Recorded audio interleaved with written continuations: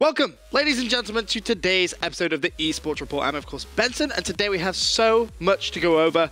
We have the Smite World Championship preview. We've got the official word coming in from Activision about Stim and Cloak. We're going to do some GB Live. Mr. X is actually in the building, so he'll be jumping in the booth doing some casting with me. And we're going to be looking at the games from the Pro League later on this evening. But, as I said, the Smite World Championship is kicking off this weekend, and it is for a whopping $2.5 million. And climbing. And I'm so happy to say, luckily joining me today is none other than Gandhi. How are you doing today, pal?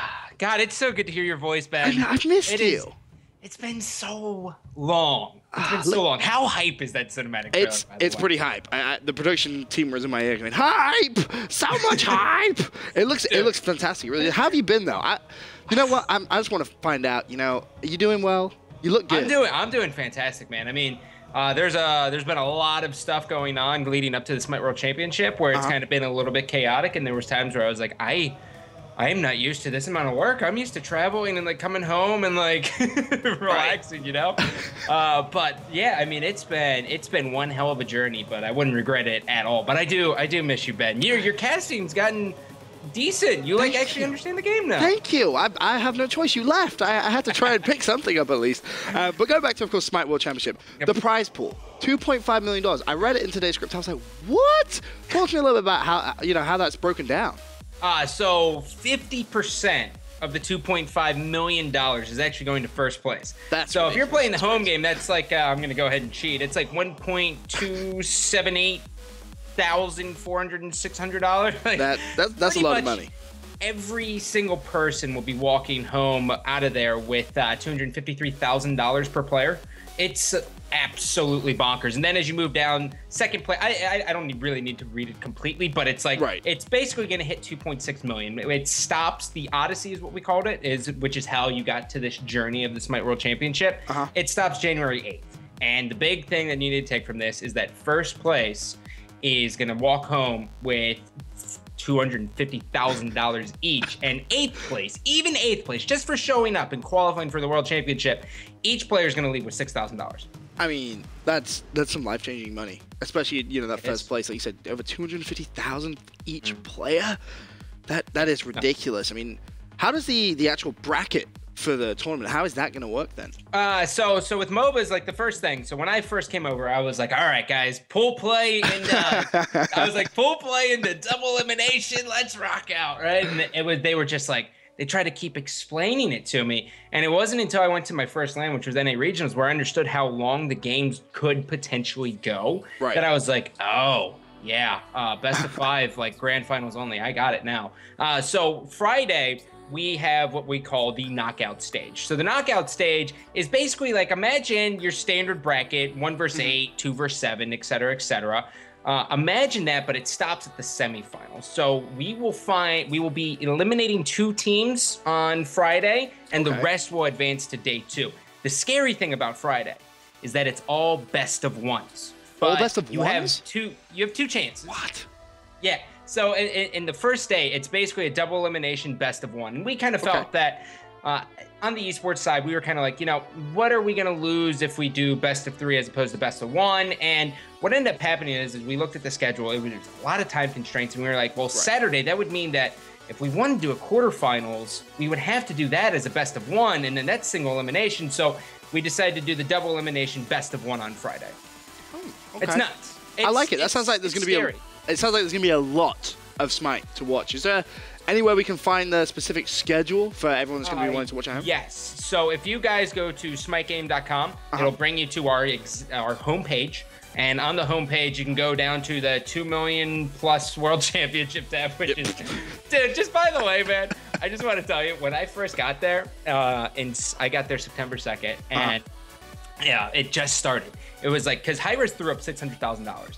And I remember sitting there being like, it might hit 1 million. And everyone was kind of like, yeah, it might hit like 1.2, 1.3. We're really happy with that. And then like the next thing I know, it's at like 2.5. And like every time we bring up the prize pool, we're just like, dude, this is it's getting a bit insane. That's so much money. Just real quick, since I have you, I want to ask you, in terms of the teams that are competing there, have you got any teams that, some of us that aren't so familiar with Smite should be really looking out for? So what you need to learn as soon as you want to jump in is basically North America and Europe kind of dominate the rest of the world. It's kind of like the Call of Duty World Championship. Currently right now, right? Okay. China's slowly going to catch up. It's only a matter of time. I mean, we all know the Chinese and all the other MOBA scenes, they always bring the noise. So that's really, we're expecting that next year to kind of see China kind of make a change. But you're looking at North America and Europe. And of that, Europe probably has two of the most unique stories out of them because you have a team called Titan.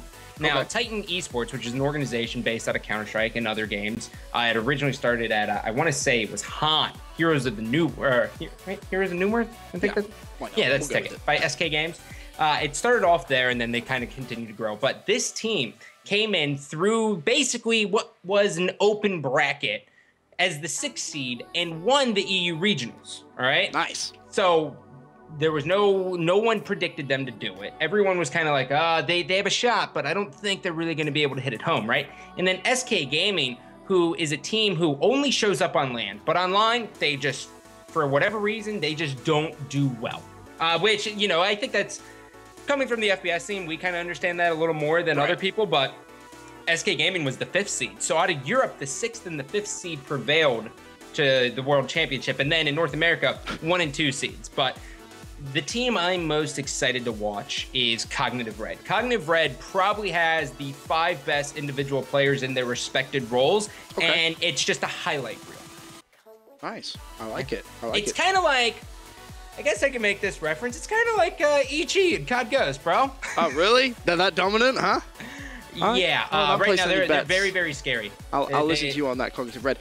One thing that did actually catch my eye, which really gets me a little bit excited, I saw it on the schedule, was an Xbox One announcement. I assume you can't speak too much about it, but is there any information you can give? Give me some teasers. I will give you some teasers. So Friday, by the way, if you're in the Atlanta area, you can check this out. You just have to buy a ticket. You guys can play the Xbox One here. It's basically in like a alpha stage right now, but already from what I've played, it's been fantastic. The entire time so far, I've been working exclusively with the Xbox One Smite team, and we've just been building this. So, one, it's hopefully going to make a splash in esports. We'll get in more into that come Friday, but we're really, really excited about the product that we have here. It plays fantastic, and the main thing we wanted to do was make sure it wasn't just a port from the game. So I'm super excited for it. I've invested a lot of time, and I hope everyone enjoys it as much as I do. I know I'm definitely going to be getting on the Xbox One Smite hype. Benson. I mean, I played it on PC and I love the game, but now it's coming out to Xbox One. I have no excuse to be playing it all the time. It does look, it does look really good, though, Scott. Honestly, it looks like you guys at Hi-Rez have done a fantastic job, and I'm so excited to watch the Smite World Championship. I really can't wait. Obviously, action kicking off this weekend. Scott, any closing thoughts? No. I just want to say, everyone, if you guys want to watch it, it's going to be at twitch.tv/Smite Game. If you're in the Atlanta area, make sure you stop by and check it out. Other than that, Benson, keep doing a phenomenal job. Same to you, Scott. Making me proud. You're making me proud, buddy. Oh, Scott, we miss you. How much is it going to take for us to bribe you to come back to COD? I mean, I'm sure everyone in the chat's going to chip in a couple of dollars here and there. Give you a little prize pool. No. Yeah, you're gonna have to talk to Hi-Rez, and then someone's gonna have to send me a copy of AW. Oh, Gandhi, thank you very much for joining us today on the ESR. I really appreciate it, and good luck this weekend. For now, guys, we're gonna go to a quick commercial break. When we return, we're gonna have an official announcement coming in from Activision about Stim and Cloak. Be right back.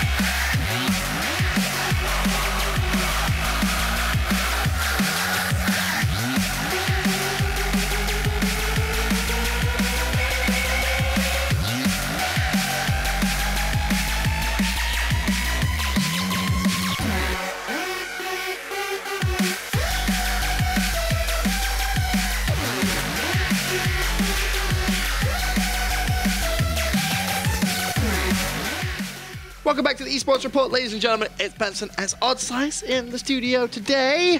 And I just want to just say again, one more time, that Smite trailer had me feeling some type of way, Oh bro. my god, it's so hype. It was just maximum levels of hype in the office. Xbox One as well. I'm excited for that when that happens. But of course, big news hitting Twitter last night with a Michael Condrey tweet. We actually bring that up for any of you that haven't seen it yet. This is the official word. After seeing the amazing play at UMG, we agree that this advanced warfare rule set, no stim / cloak, offers the right balance for esports teams. And I think you can tell by the retweets and favorites, people got a little bit excited about that one. Oh That's yeah, nice. for sure. Obviously after the gentleman's agreement to not use it at UMG. Right. play was just outstanding. There were so many great games from the weekend. Like we showed Stunner Denial last night. Even the grand finals, Stunner versus Optic. Yeah. So. Honestly, I'm really impressed to see Michael Condrey, listen to a lot of the players. The players have been trying to do as many write-ups as to, why they think that this is a negative thing for COD esports. And, they were trying to say, oh, well, if we remove them, this is why it would be such a positive thing. And as Michael said there in that tweet, the gameplay at UMG was absolutely phenomenal without it. And it does really kind of balance that game out a little bit. We're originally going to try and bring on Methods to talk to us a little bit about how he feels that's going to affect the pro community now. But unfortunately, his internet is out. Methods, just not good enough, man. Get on that 3G, tether your phone, do whatever it takes, man. Do whatever it takes. But in all seriousness, in terms of how the game is going to change now, I don't think it's going to change that much from what we saw at UMG, because obviously the players mutually agreed not to use it for so long that I don't think, the meta, if you will change that much, because people have already been, not using it anyway. Right, exactly. Like, you've seen people use it in the league, and especially at Columbus, teams like Prophecy. Prophecy, for example. Right, they were using it a lot, and it kind of seemed like they were using it just to fit it into their playstyle because they considered it maybe broken or overpowered or whatever it was. Right. And it was affecting their overall game. I mean, we saw Prophecy this weekend obviously not use it, and they didn't place that well. Now, what's really interesting as well, going back to that, is SB, Strictly Business. When I say Strictly Business, yeah, Strictly this is one of the only teams, in fact, the only team from UMG that all had a positive KD ratio. And obviously, KD doesn't mean everything. But I was speaking to Neslo about it actually yesterday, because we had the same flight essentially at the airport.